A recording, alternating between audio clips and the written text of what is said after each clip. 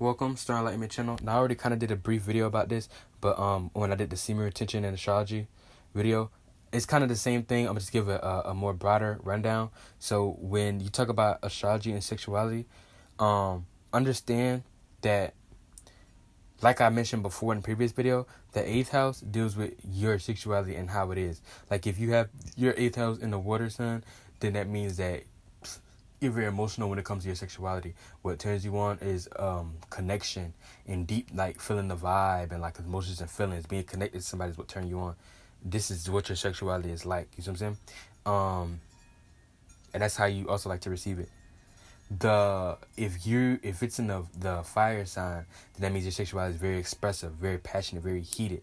Like I said, very passionate, is very expressive. That's how you like it received as well. If it's in the earth sign, then that means just a lot of your sexuality is very physical.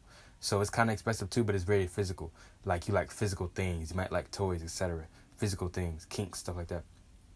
If your sexuality is in air, then that means you like a lot of dirty talk. You like a lot of communicative sex or communicative sexual.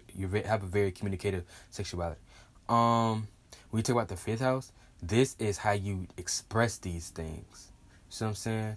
The 8th house is how your sexuality is and what your sexuality is, and the 5th house is how you actually express them.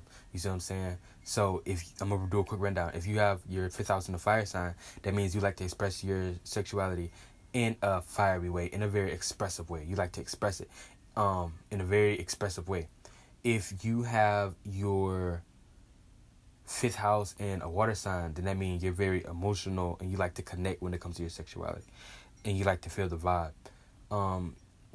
If you have your 5th house in the air, like I said, you like to communicate your sexuality a lot. This is how you express it. You like to communicate it, or you like to relate it with others.